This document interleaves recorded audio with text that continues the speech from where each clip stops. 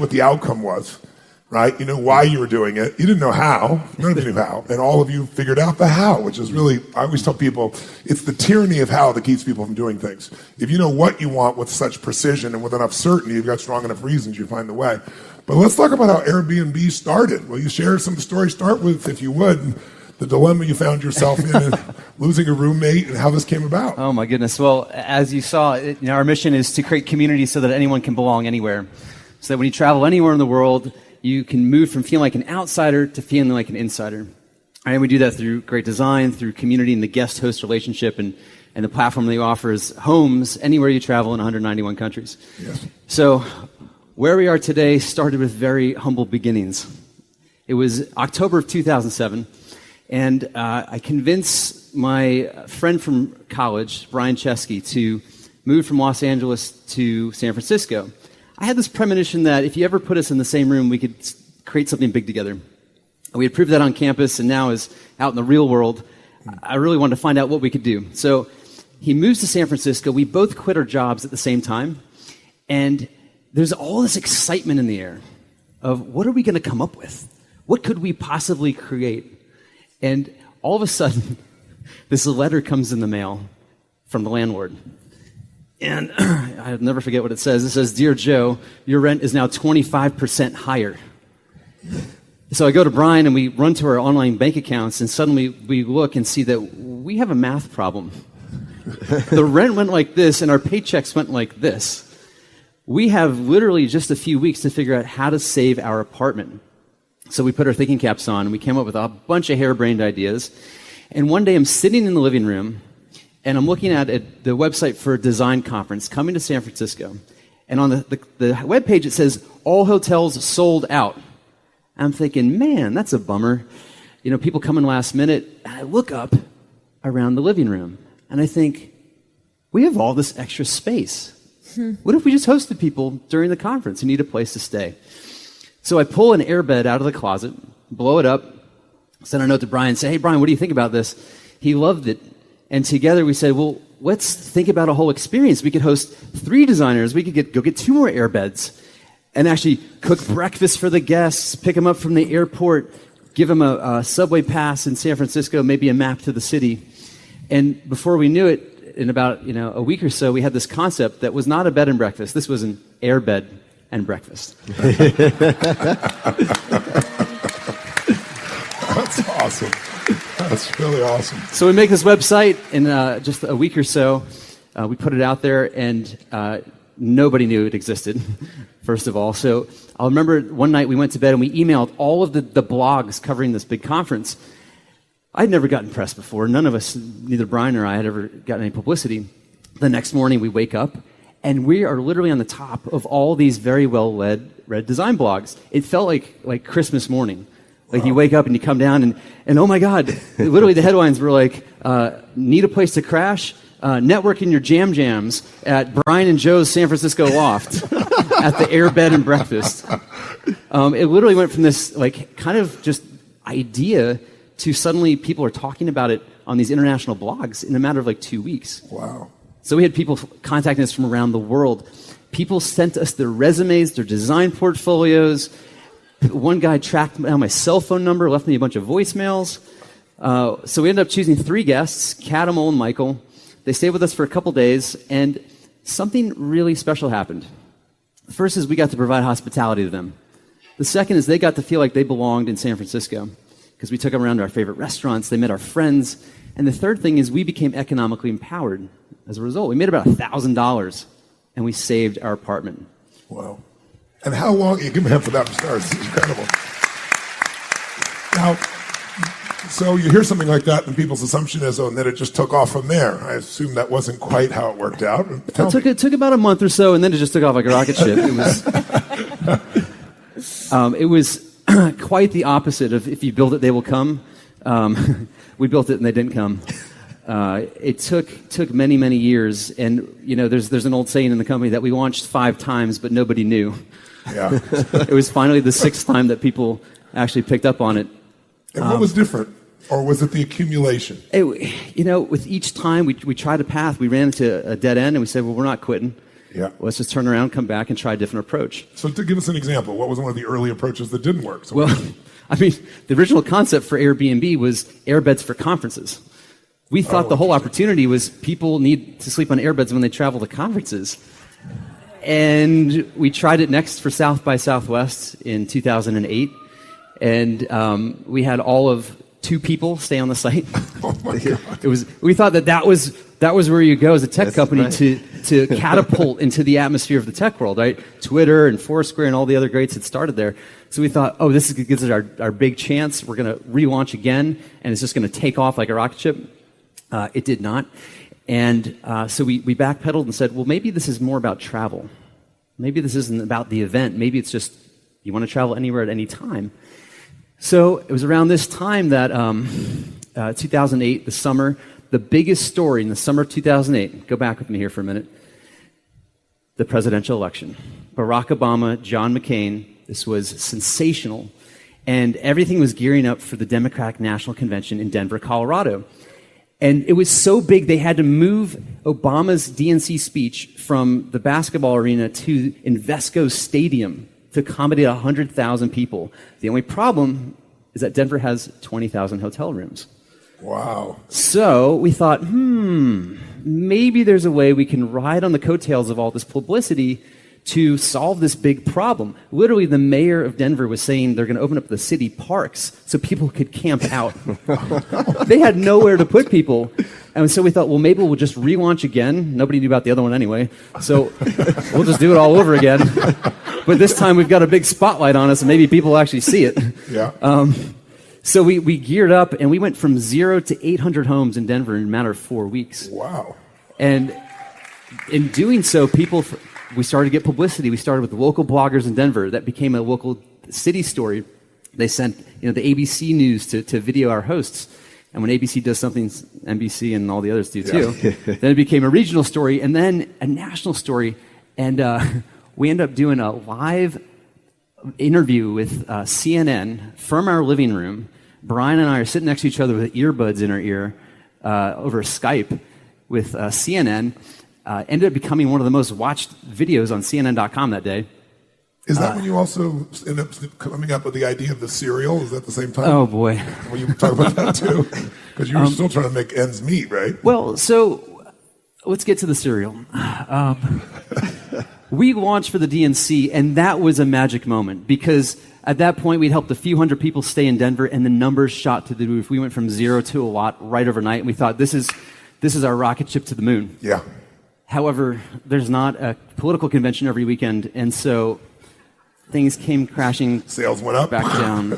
And we entered what's known in startup land as the trough of sorrow. Right? Which is, you have a product and you market in a market, but there's not a fit yet. Yes. And so there's zero growth. I also call it the Midwest of analytics. Perfectly flat for miles. It can last for months, sometimes years. And it's in the trough of sorrow that I feel like the only way you can get out of it is just through sheer creativity. So we're deep in the trough, and late one night in the kitchen, Brian and I are just trying to keep each other's hopes up at this point, just trying to keep our spirits high. And we start joking, we're called Air Bed and Breakfast. What if we provided, something for our hosts to give to our guests? What if we gave them breakfast cereal?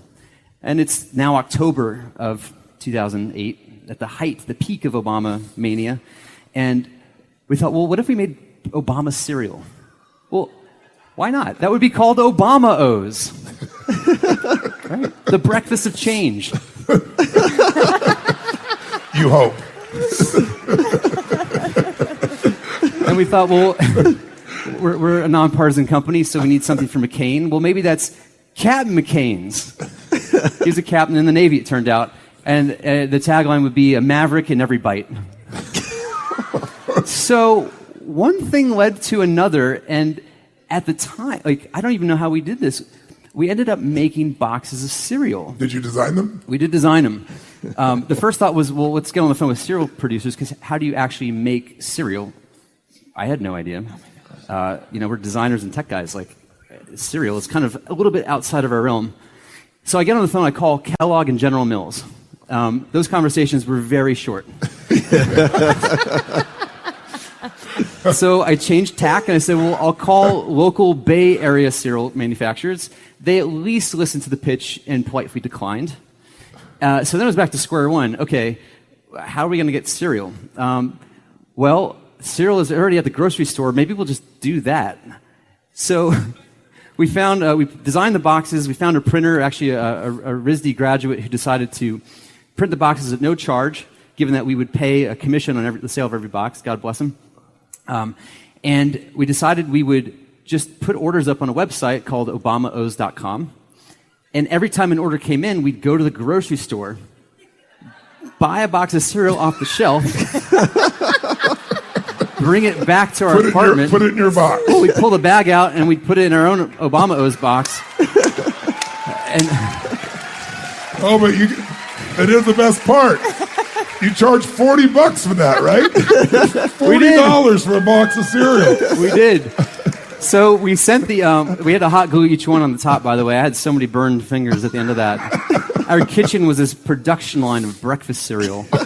And Brian and I often looked at each other like, did Mark Zuckerberg ever do this when he was making Facebook? Like, this just seems a little far afield here.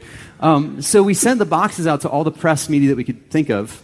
And it ended up getting on all the morning shows and a bunch of publications, Fast Company, Wall Street Journal. And CNN again called us back. It was like, this is awesome. We want to cover you guys. They did this live interview, and we sold out of Obama's within a couple of days. So at $40 a box, and we sold 500 boxes. We made 20. That's a lot of trips to the grocery store. Yes, it was. You should have seen the look on the cashier's face every time. We just clear the shelf. I had 3 shopping carts of O's going through the thing. I tried to explain to her, we're this tech company, we're making breakfast cereal, Air Bed and Breakfast. And she was like, And eventually I just learned the line. I'm like, we run a bed and breakfast. And she's like, oh, okay. So it actually gave you some cash to keep yourself above water, right? At this point, we were so deep in the trench, the trough of sorrow, we had about $20,000 in credit card debt. Because to understand where we were in the life cycle of the company, we had that rise for the DNC, and we thought this is a great time to go raise money. Our numbers are up. Let's go talk to investors. We got introduced to 20 of the Silicon Valley's best investors. 10 met us for coffee, or 10 replied to our email, 5 met us for coffee, 0 invested in Airbnb. And we faced every kind of rejection that you could imagine from really incredible people who picked big winners. And I learned in that moment that rejection is an invitation. Rejection is an invitation to keep going. That's really good.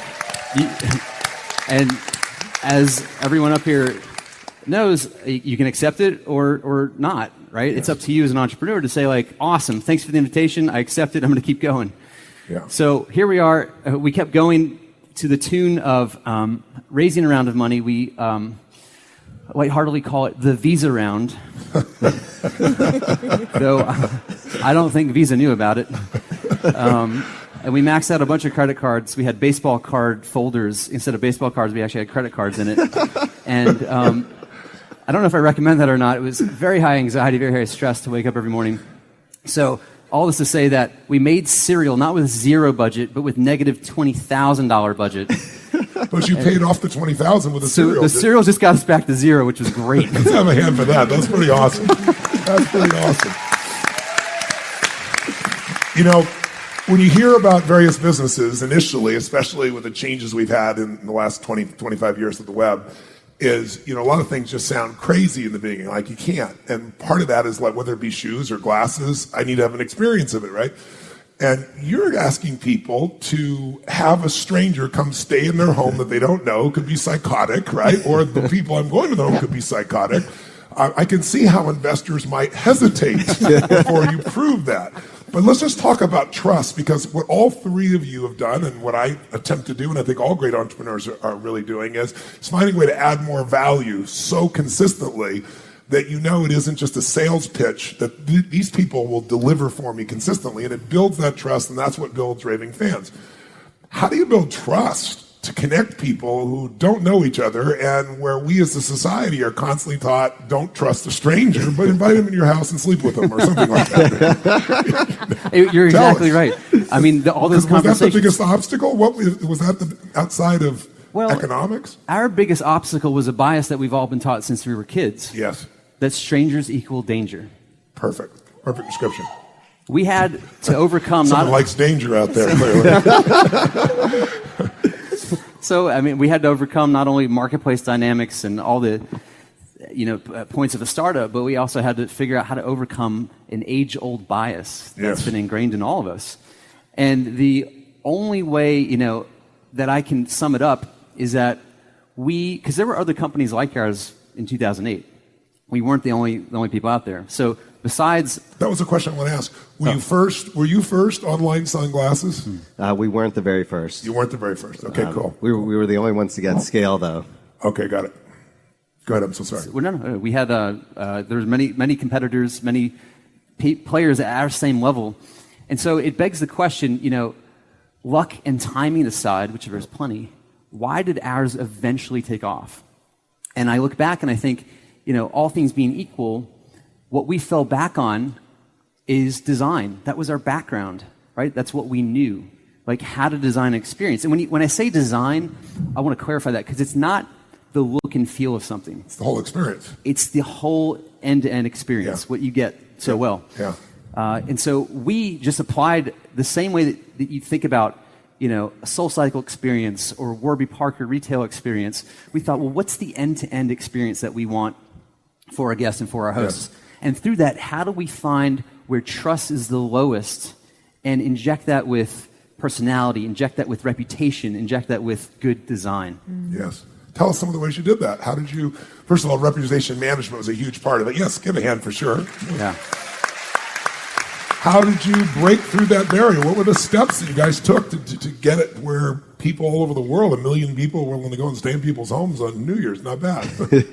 Well, we learned very quickly that a proper reputation system was key to building trust. Okay. Right? Making sure that there was a system in place so that people could openly and honestly talk about their experience in such a way where, as with every review that got added to the site, it made it that much more possible for somebody who was resisting the idea to be like, oh, there's 12 people kind of like me who had a great experience. Yeah, I'll give this a shot. So enough social proof. Because normally I think you talked about the fact that people only wanted to visit with somebody they liked. They look at the picture or try and get something of that nature. Is that true? Can you clarify that for me? Well, I think what's important is that when there's an exchange back and forth, that people who open up a little bit more about themselves than usual end up creating that connection, right? Mm-hmm. If somebody just messaged somebody and said, yo, they didn't get much of a response back.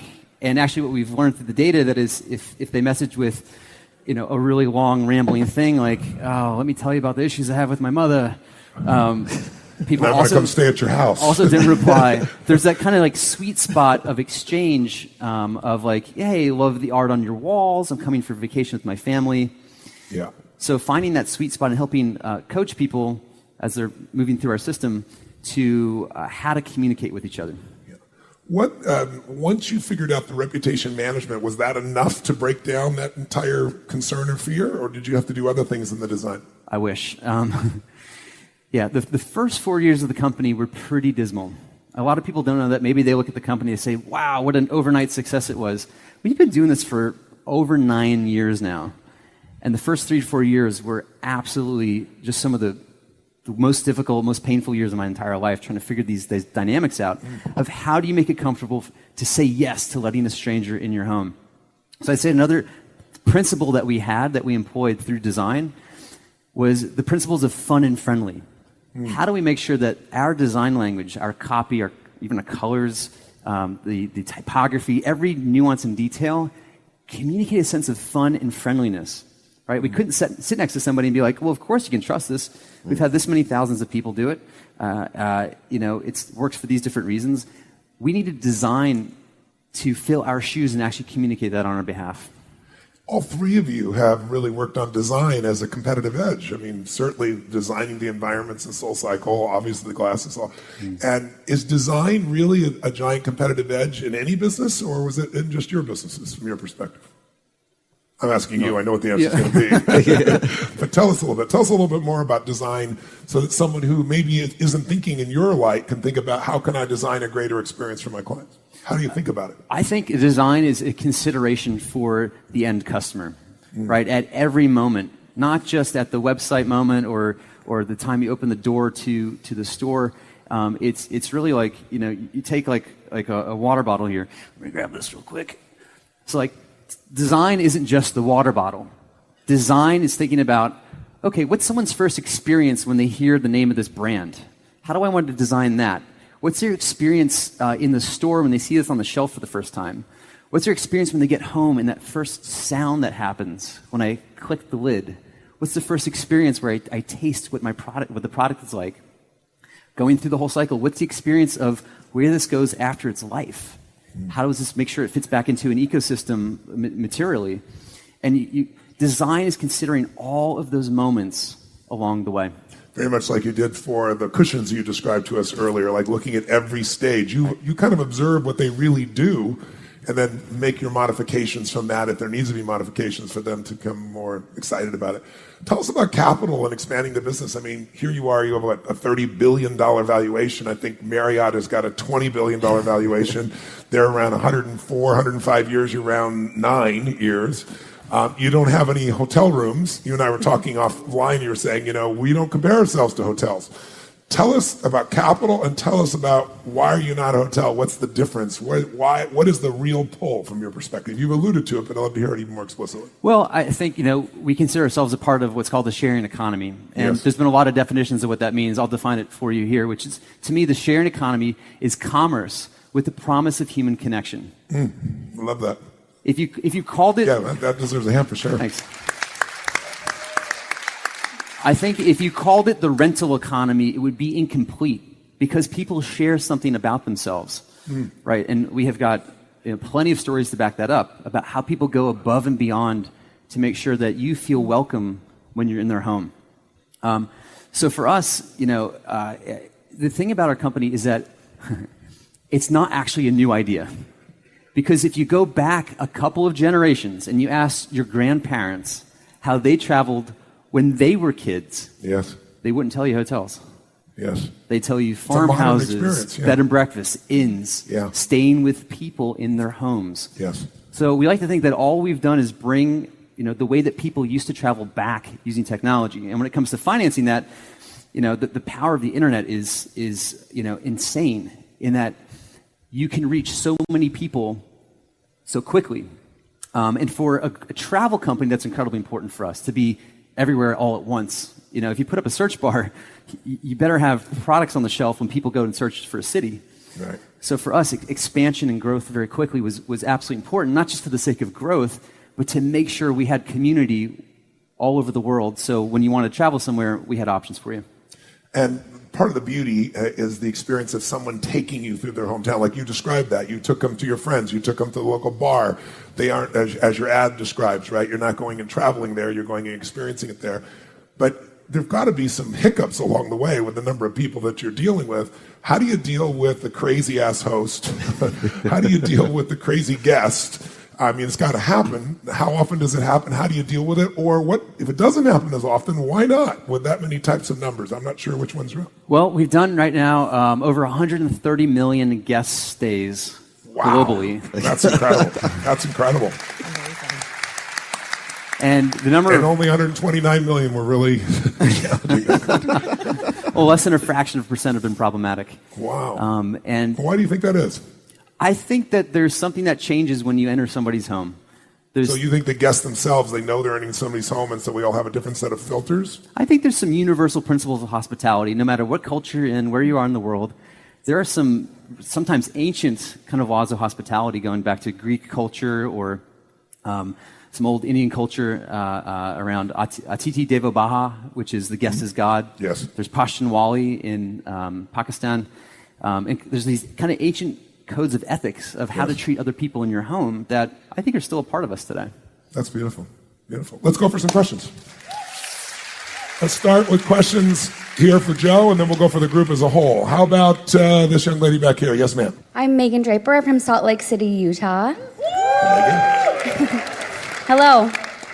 First of all, this is my very first Tony Robbins experience, and it's like love at first sight. I'm in, I'm ready, this is amazing. So my question for you with the Airbnb is, I'm an avid NPR listener, and they just had a story about people renting each other's washing machines, washers and dryers while they're not home.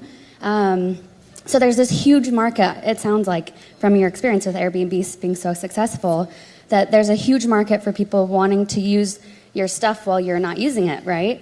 So even in your ad, you didn't ever show the homes, or like you were showing all the people, So I think that's amazing that the company's all about people and connecting with people. So my question is, what's next? Are people going to start renting out their lawnmowers while you're not using them? Like, what do you see coming next? Well, thank you for your question. I think that there is this ideal that we've unlocked or been a part of unlocking, which is that there's a lot of stuff in the world that sits idle. There's a lot of idle resources that go to waste every single day. And there's literally, since 2008, there are thousands of companies that have started leveraging principles of the sharing economy, of how to bring people together around those underutilized assets or rooms or cars or lawnmowers or tools. And I've had the fortune of seeing these companies when I get to travel. I have to share one of the most interesting ones that I saw that was culturally relevant was in Korea, which is, I think, very far ahead in regards to sharing economy. The city of Seoul actually has a department just focused on bringing the sharing economy principles into the infrastructure of how they run the city government. Wow. But there's actually a startup in Seoul that connects people who are applying for a job with people who have nice suits in their closet. Wow. Because in their culture, that's a really important thing, is that you go in with a very nice suit, but it's kind of a catch-22. If I don't have a job, maybe I can't afford the suit. So there's actually a sharing economy company that connects you around something that's just sitting idle in your closet. So I sure hope that there's more entrepreneurs around the world that are spotting local opportunities in cities or countries that they can connect, guest and host with, things that people really need.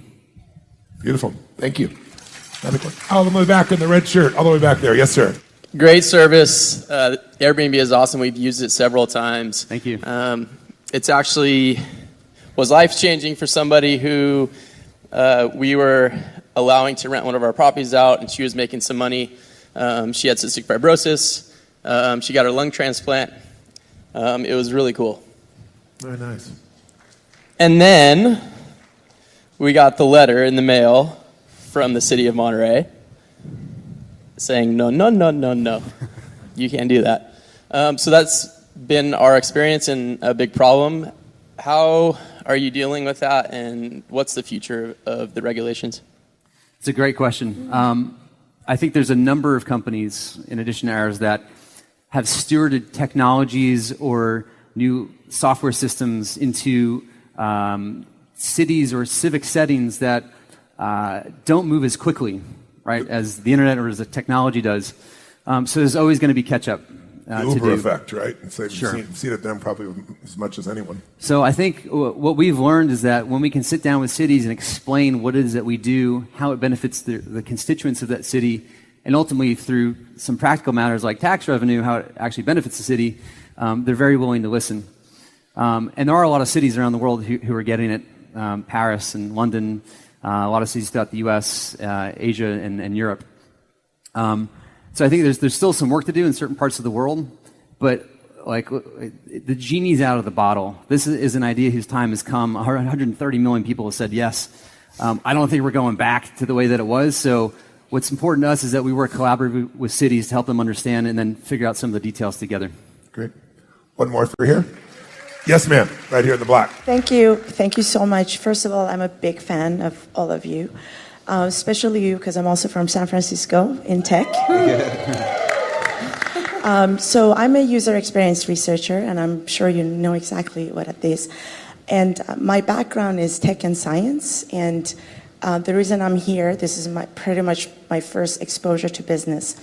I've come up with a cutting-edge type of user experience type of research where I am reading the minds, measuring their brain waves, and also connecting that to their emotional states. And this is something that I'm also working on my dissertation, which is I'm done hopefully in a few months, in the field of neuroinformation science. Now, my question is, I really look up to you guys who sort of have this idea, have this gut feeling that I also have. And you quit your job and you do that. And I've been struggling with this sort of decision whether do I trust this gut feeling and actually go for it?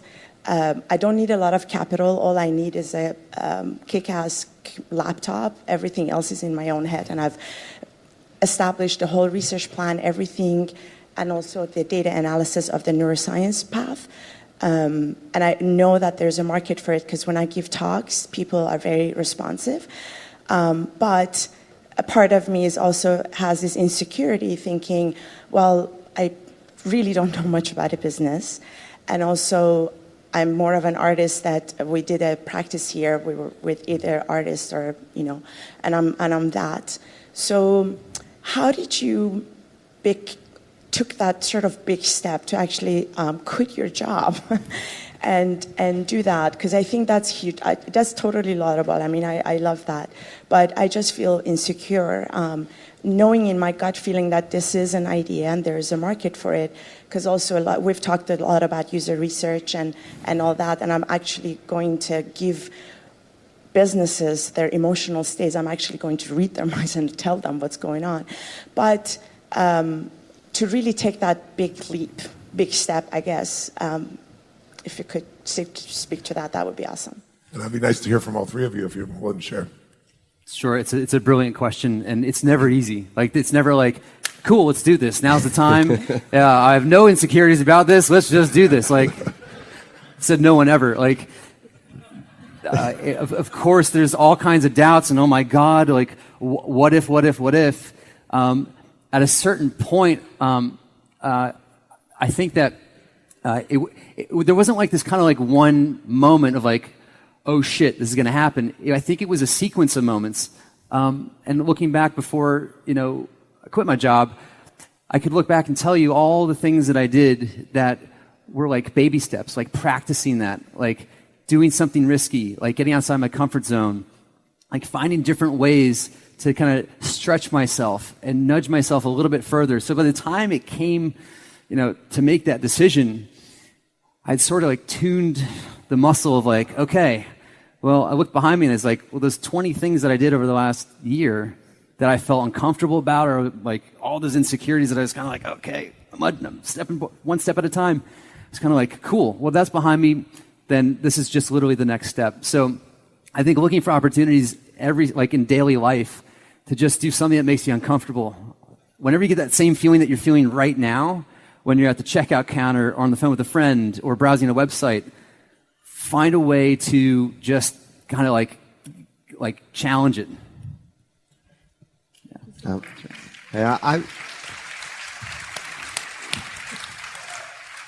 Just to add to that a little bit, when we were starting Warby Parker, first thing was that we were full-time students, so we weren't foregoing a salary. I think it would have been a very bold and risky move if we quit our jobs to immediately go after this opportunity without some proof. And in fact, we were in graduate school as a 2-year MBA program. But while I was working on Warby Parker between my first and second year during the summer, I actually worked at McKinsey. So I had a backup plan. And I actually had a full-time offer to go to McKinsey, but then Warby Parker took off, so I stayed with Warby Parker. So the reason why I highlight that is I think there's this perception that successful people take these crazy leaps of faith that and jump out of planes without parachutes. And I think nothing could be further from the truth. You should think about when you're about to take that leap of faith, can you take a step back and break down that decision into a bunch of smaller ones and scale down the mountain, so to speak? There's a great book called The Originals that profiles a lot of entrepreneurs about how do you de-risk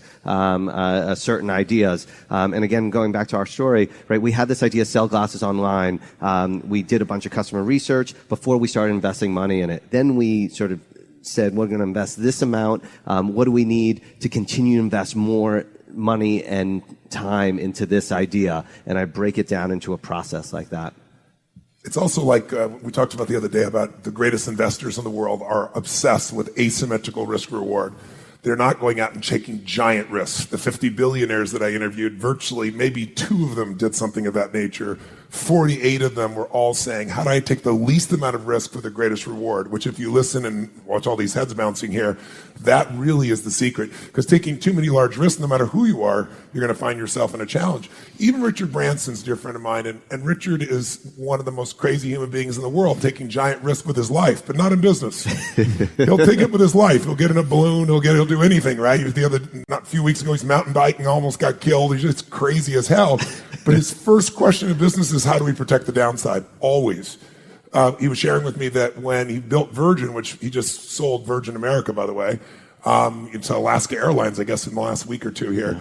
But when he originally built Virgin, he literally took 2 years, very much in a similar thing, and his biggest piece was, where's my biggest risk? Well, it's buying these frickin' planes from Boeing.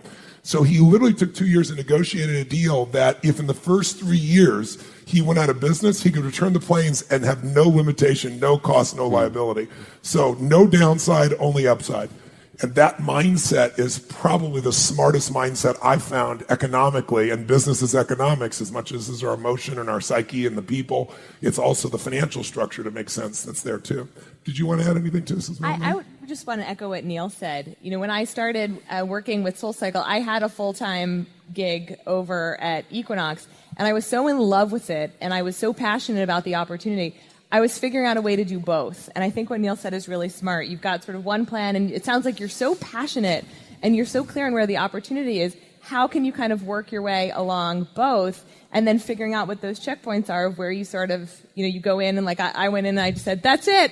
I'm giving this 16 hours and I'm giving you 10 hours, so now I need to be over doing this. And can you work your way up to it? Because the passion that I hear that you have for this and the clarity that you have around the opportunity in front of you, I think it would be a complete shame to let those insecurities dominate your mind and not start to take some of those steps. Cool. Thank you. Thank you so much. Thank you. And thank you so much, Tony, for this. This is amazing. You're welcome. Thank you so much. 3 more questions. They can be for anybody here. We'll wrap up. All right.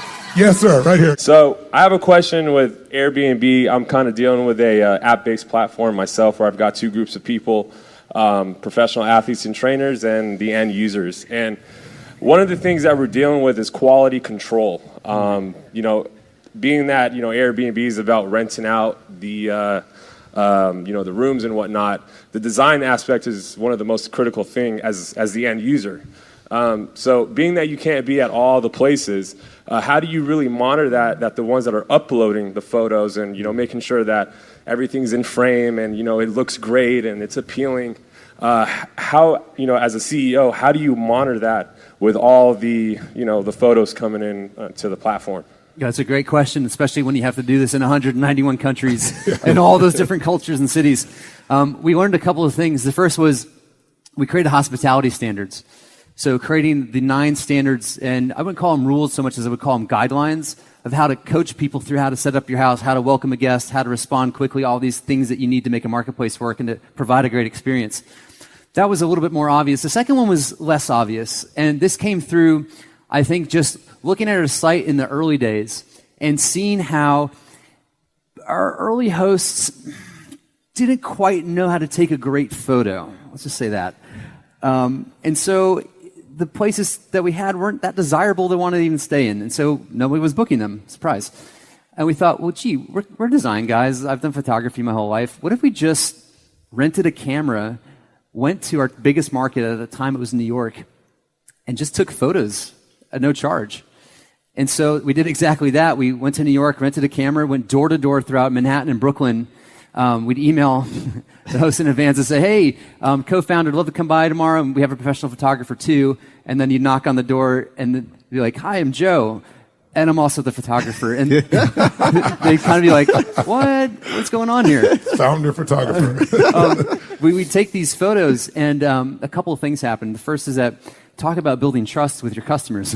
Never before had anyone met somebody from a website they signed up for to come take free photos of their place so they could get more bookings. And a couple things happened. First is that people started booking rooms because you could actually see what it was you were paying for. And the second thing is, through these interactions with these early adopters, it built up so much love with our early community that they started telling everybody about us. When you love something, when you love a brand, you tell your friends about it.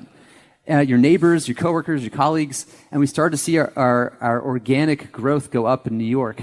We had no ads, no online marketing, no press at this time. We couldn't even afford it. And so there was a really valuable lesson there, this idea of find 100 people who absolutely love you is more important than finding 1 million people that kind of like you. Right? So going really deep and creating this strong connection with the early adopters, in your case, with your marketplace, can usually inform you about the quality levers and checks that are specific to your platform and your community. Thank you. Very nice. Couple more.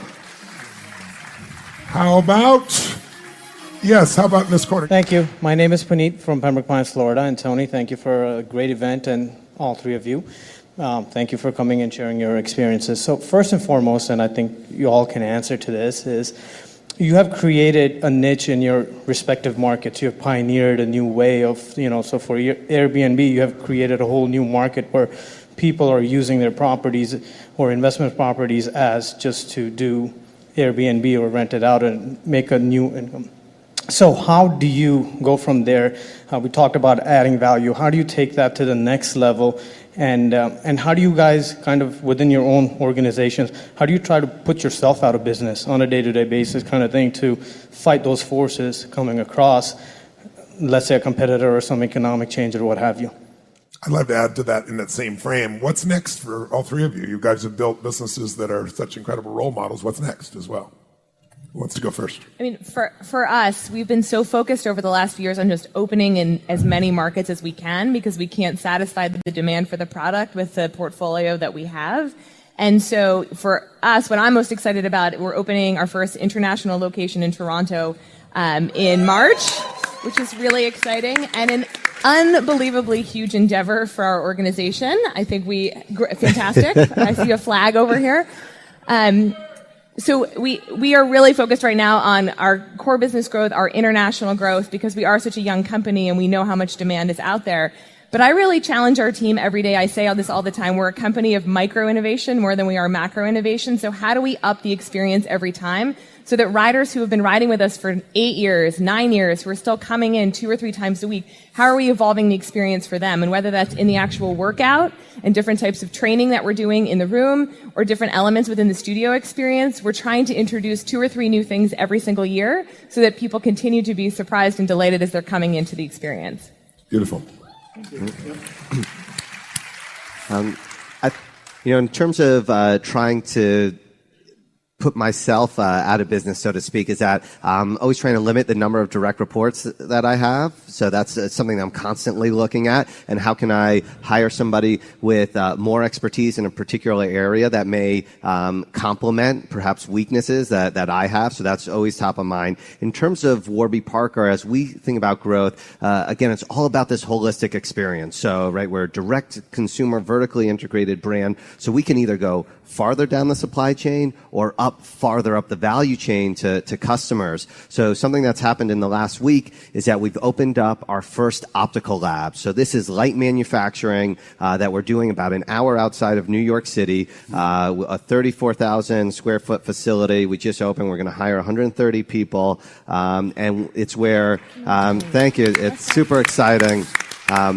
It's where we cut the lenses, insert them into the frames, and the primary motivation here is the customer experience. And what I mean by that is that it's going to allow us to get product to customers in the New York metro area faster, which is increasingly more important. It ensures that Warby Parker hands are the last hands touching product. If we want to put personalized notes, we'll be able to. And of course, it helps with gross margin. But again, it's those first 2 other pieces that are the primary impact. The other thing that we're doing as you go farther up the sort of value chain is think about how we interact with our customers and where are their friction points. The 2 biggest pain points for people buying glasses is having a valid prescription and selecting the right frame for someone's face. So now we have 46 stores across the country. We're going to open another 25 this year. So now there's more options for people to go into stores. We're starting to do 3D renderings of people's faces, so that way we can create optimal fit frameworks and better recommend frames for individuals. We're thinking a lot about eye exams and technology. Getting an eye exam today is a major pain. Most optometry practices, the hours of operations are not convenient for people that work. The cost is high. What if you were able to get your prescription by doing a simple eye test on your iPhone? That's something that excites us, and we think will happen in the near future. Well, I've got two answers to your question. The first is, I think, at a certain scale, to be intentional about it. So we've set up a team inside the company called Samara, which I've put together to help think about what are the next seeds for Airbnb. I think, as a hospitality company living in a world of tech, you constantly have to be thinking about what's next because the industry just moves so quickly. There's this famous list of 10 tech companies that were the hottest companies in the 90s, 9 of which you've never heard of anymore because maybe they got a little bit too entrenched in the business of today without thinking about the business of tomorrow. So for us, that means expanding from the home to the entire trip. So the future of Airbnb is imbuing our values of community, guest, host, of design from the home experience to what does the whole trip experience look like? How can we help with the transportation all the way through to answering the question, what do I do once I'm there? So that's, I think, what we're doing at scale. Maybe something more applicable to anybody at any scale would be talk to customers. Like, that's what we did in the early days, is talking to our community, staying connected to our hosts and guests is such a pure source of information for us.